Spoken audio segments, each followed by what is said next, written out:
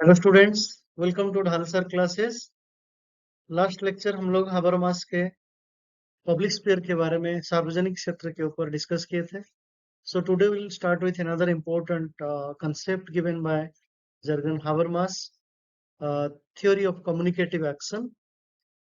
This is one of the important contributions. Why?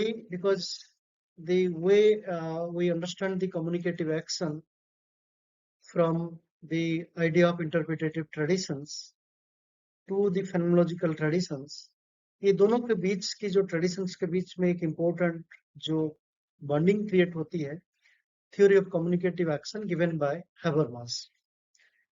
और Habermas की ये जो कंसेप्ट है, आज हम कंटेम्पररी सोसाइटी को देखते हैं, सिस्टम्स को, डेमोक्रेसी को समझते हैं, that how the idea of communicative action became an important to create a public sphere or to understand the life world. और ये हबरमास की ये जो कंसेप्ट है, माइक्रो और मैक्रो दोनों सिस्टम्स को जोड़ के कम्युनिकेटिव एक्शन की बात होती है, that how the individual who is part of the public sphere has a relationship with others as well as his interaction and action that also sends to understand the concept of the system.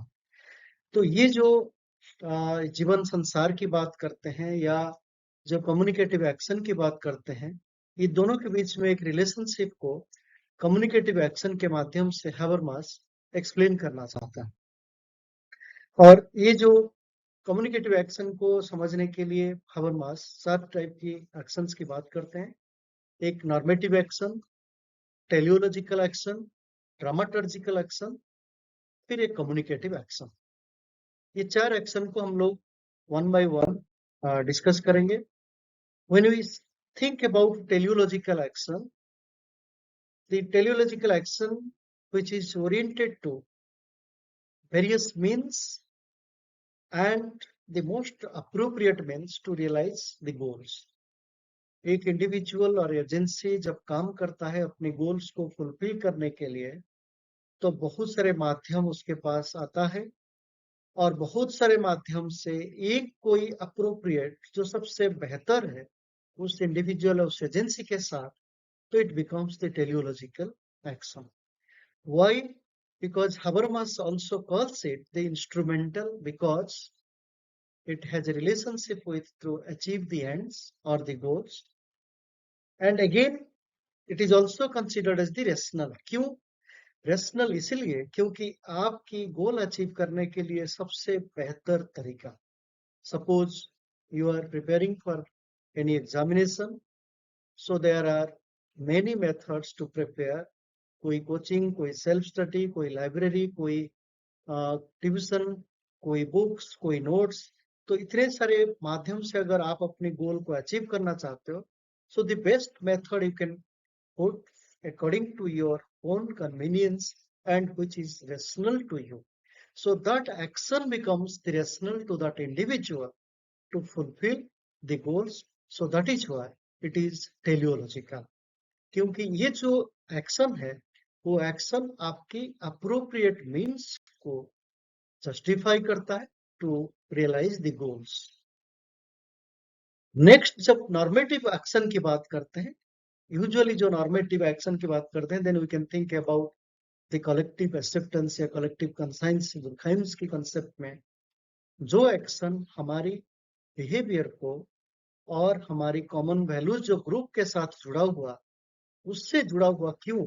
Because the normative action is directed towards complying the normative expectations of the collectively organized groupings of individuals.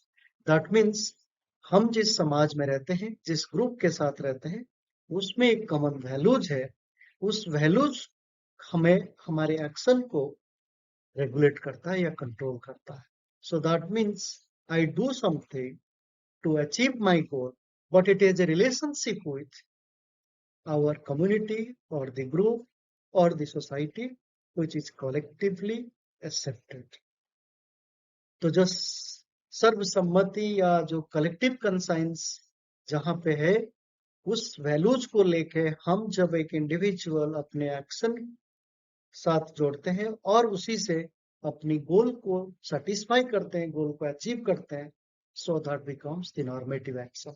So the normative action simply means the action has a relationship with the norms, and norms means which is given by the society, which is collectively accepted. So that is why the normative action. Third action, dramaturgical. जैसे हम लोग गफमेन के dramaturgy को जब समझते थे, सो यहाँ पे उस एक्शन को एक कॉन्शियसली कैसे अपने एक्टिंग को मैनिपुलेट करना है as per the expectation of the audience और public.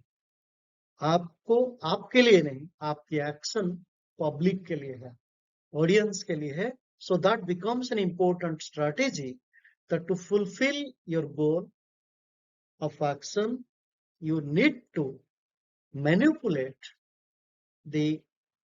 your action to justify your public or the audience. तो सामने वाला जो आपको देख रहा है और आपसे उम्मीद बना के रख रहा है, उसी हिसाब से आप अपने एक्शन करते हो. So that becomes the dramaturgical. Here, the actors mutually manipulating their behaviors to present their own intentions. तो आप अपनी अपनी इंटेंशंस को प्रेजेंट करने के लिए पब्लिक के सामने या अदर के सामने you manipulate your actions, you manipulate your behaviors, so that becomes the part of the social reality or the social activity. So it is again important aspect, can be derived from Goffman's dramaturgy, the idea of the human beings' actions related to the public or the audience. The fourth important part, the communicative action. ये जो communicative action की बात होती है, जहां पे आपकी जो सिंबल्स या जो स्पीच, जो कम्युनिकेशन की जो टूल्स आप यूज करते हैं, वो एक दूसरे की एक म्यूचुअल सिचुएशन को एक्सप्लेन करता है. सो that means when I do से समथिंग इन माय क्लासरूम और इन माय लेक्चर, अगर सामने वाला उस बात को समझ ले, and what you say, what you claim, or you argue, or you oppose, or you disagree, that also sensible to me. So that means we both coordinate our behaviors mutually to get a consensus. So communicative action is not simply from one side, rather the other side to which I communicate, to whom I communicate. अगर सामने वाला gathering से या classroom है या एक व्यक्ति है, अगर उसको मैं अपनी बात रख रहा हूँ, अपनी सिंबॉलिक आइडियाज या स्पीच के माध्यम से उस बात को हम एक अंडरस्टैंडिंग डेवलप कर रहे हैं, और वो अंडरस्टैंडिंग दोनों की म्यूचुअल कंडीशंस को, सिचुएशन को समझ में आ जाए. So that means I act, you also as a student understand my action, and I as a teacher, I can understand from your perspective why you say like this, why you do like this. तो ये जो mutual situations को understand करके, समझ के एक actions को rationalise किया गया, so that becomes a coordinate others' behaviors as well as yours behavior, and you create a consensus. Why this is important? Because communicative action is one of the important way to create a public sphere, जो Habermas कहते हैं. अगर आप सार्वजनिक क्षेत्र बनाना चाहते हो, उस सार्वजनिक क्षेत्र में communicative action होना indispensable या जरूरी है. क्यों जरूरी? Because without communicative action, without a coordinate behaviors, without a mutual understanding, we cannot create a public sphere. तो अगर हमें सार्वजनिक क्षेत्र को बनाना है, क्रिएट करना है या जस्टिफाई करना है, so that means we must have a communicative action, and that action is mutually accepted, mutually created, mutually understandable.